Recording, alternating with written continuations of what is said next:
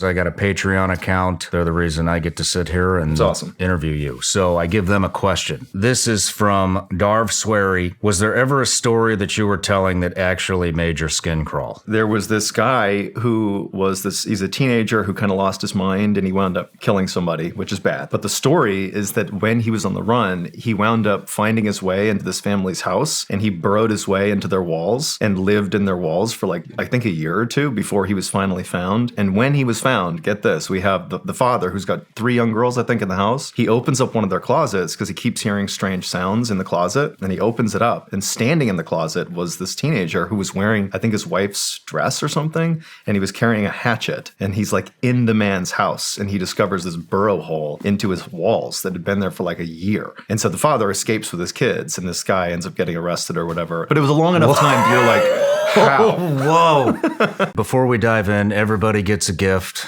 I'm familiar. Even you, John.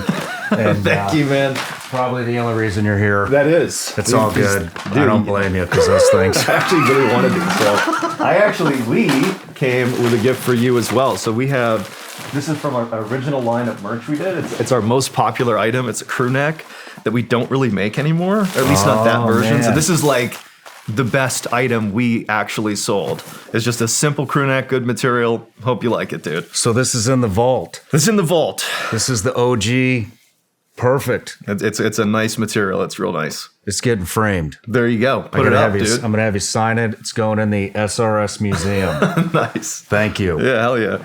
When I was growing up, there were scheduled fights between teenagers to prove, who was tougher or whatever. Physical violence was a big part of my upbringing. Fighting was a part of it. Are we talking UFC type? Yeah, gnarly scheduled fights. Who would do the scheduling? Scheduled as in dude, 3 o'clock behind the dumpster, we're going to fight. Large reason why I didn't do well in school is I was much more focused on being tough and fitting in with my friends and being popular. And that's what mattered to me. Well, somehow or another, it got out that I was sitting next to this girl in my study period. And it got back to her boyfriend, who was very upset about this. I just got a phone call from 3 other people saying, Paul wants to fight you. All right, let's do this thing. Everybody knew, John and Paul are going to fight. Paul shows up with one person with him, no posse, hops out of his car and begins walking up the hill to me. He's maybe 10 feet away. And I'm while we're young, And then he beats the out of me.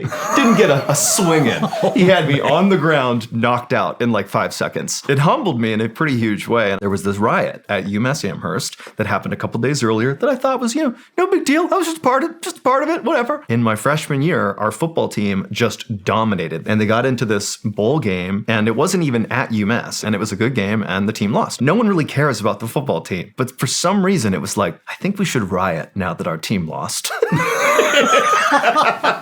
And so if you look it up, the most densely populated place in the entire country, in the United States, is the southwest area of UMass Amherst. And suddenly this kid, he climbs up on the cafeteria where there's this awning that kind of looked out into the courtyard in front of all these high-rise buildings. And he goes, put this on YouTube! And he runs and jumps off of the awning. It's 20 feet up, and he's expecting the crowd to catch him. And they don't. And it was just chaos. People just began breaking stuff and running around. And in an hour, they had riot police on horseback, hundreds of them, surrounding Southwest, firing tear gas and rubber bullets inside. I've kind of always felt this want to volunteer and serve. I wonder what I could do in the military. And my mom's you should talk to Susan's brothers if you're interested in the military. And I'm why? Why should I talk to them? Oh, they're retiring. They were Navy SEALs. I'm what? How? I didn't even know that. And so I wound up meeting them out of interest, frankly. And they're yeah, whatever, dude. I was in the SEALs, the DevGru guys, big time dudes. And it was just the most incredible experience. I went up to see them in New Hampshire at the shooting range they were at. They quickly brought me in, we'll tell you about buds, we'll tell you about training, we'll tell you about this. But the big thing that stuck with me is they're you know what? A lot of people go to the SEAL teams to kind of reinvent themselves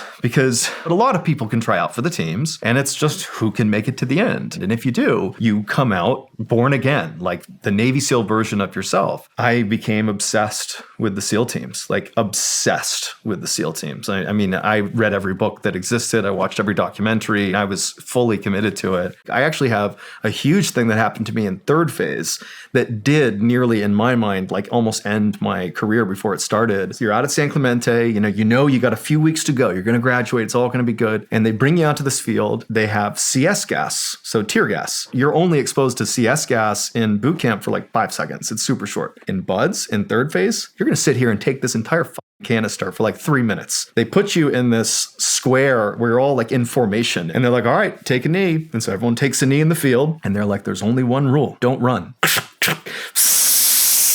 And they hold out their CS gas. They hold their gas mask on and it's a sea of white, and fight or flight kicked in and I sprinted without even thinking. I'm talking like I probably experienced like, where the f*** is he going? It was like 0.1 seconds into this event and got absolutely speared by my instructor. And he was like, get back in the group. No one else ran. They're just taking it like champs. So we're going to go to a mountain and we're going to execute people who are sleeping on the mountain that are fighters here. That's what we're going to do. And they're like, yeah. It was like so surreal. It didn't feel like this could be the thing we're going to do. I'm not even religious. And I kneeled and prayed in my room that we did not go on that operation because I was completely convinced I was going to die. Even though I had gone in saying, I want to die in combat, by this point, I'm terrified. But then the next night we went out, and going out the door the first time, when you leave the safety of the HESCO barriers and you're like out in the wild now, it was like so exhilarating, but also equal parts terrifying at first. And then it quickly became, over the course of the deployment, just so routine to be risking your life every time you leave the safety of the HESCOs. It's really hard to turn into the savage you need to be. But once it happens and you flip the switch and become the operator, you just enter this weird peace. And you're just, again, this is my one deployment to combat, but all the fear was gone. And it was like, this is kind of an amazing thing we're doing. At first, it was like exhilarating to be shot at. And then it just became like, you feel like you're just rolling the dice a little bit. And by the end of the deployment, it was like a lot of resentment that you hear that gunfire. And really, it's the first couple rounds that are going to be the ones that are going to kill people, because we are not going to be on the offensive. Due to the rules of engagement, we're basically like, we're here, and if you attack us, we can do something about it, but only if you attack us. And so there were these operations we go on where all you're doing is like, man, I hope they miss that first volley, because that's the most accurate shot. They got the drop on you and they can shoot you. A couple times when the shooting would start, I would immediately be out of breath.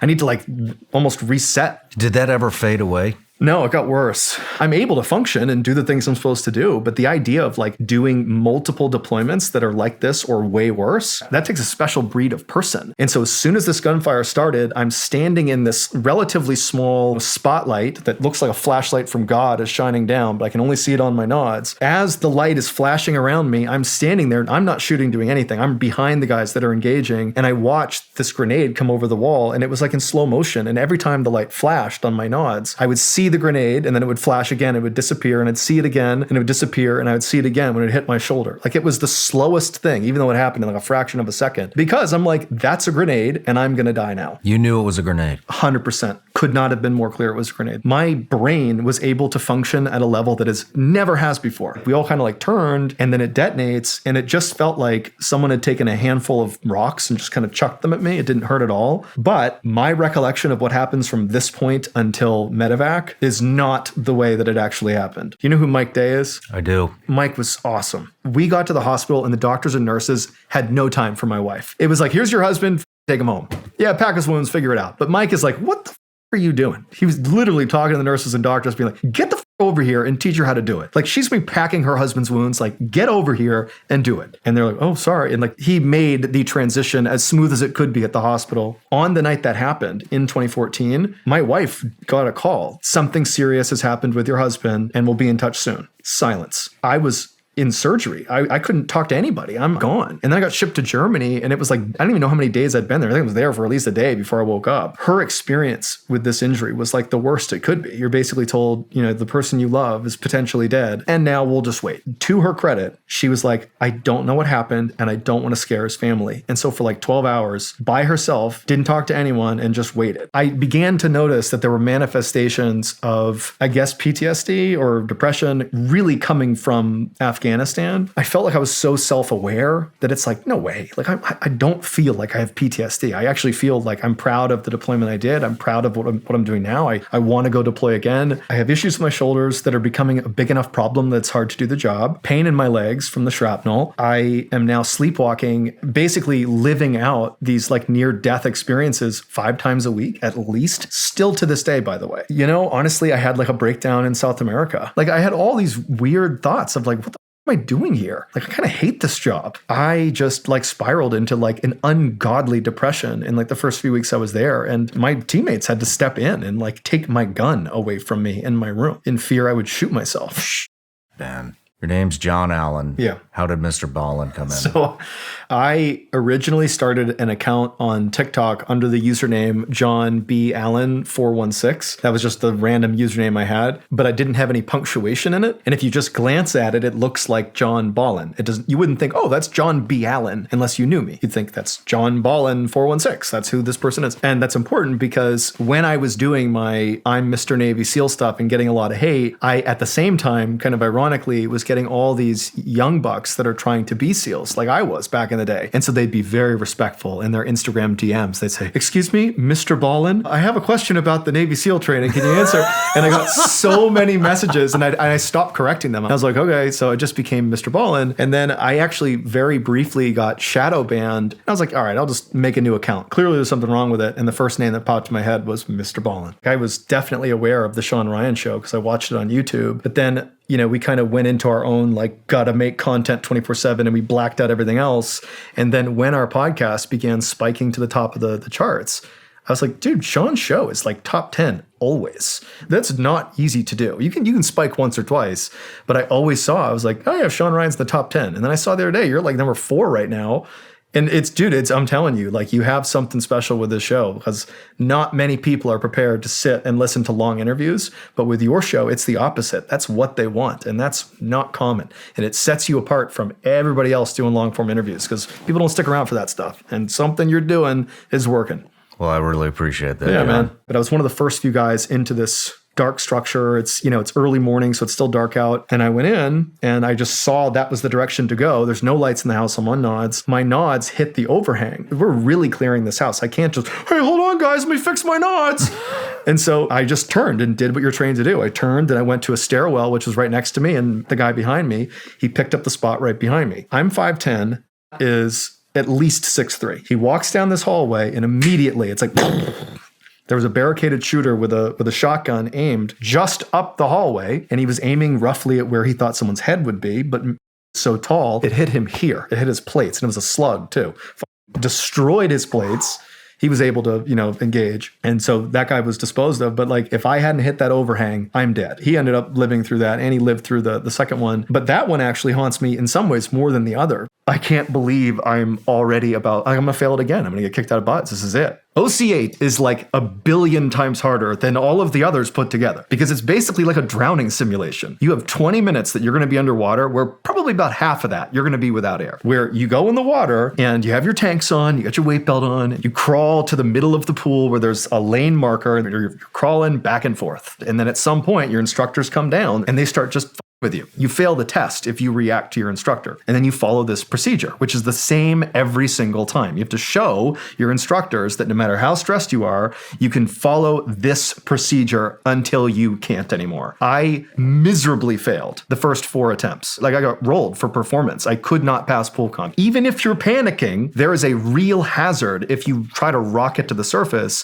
in the middle of doing these tests. And I rocketed to the surface to the point where they're holding me underwater to get me from not going too quick to the surface.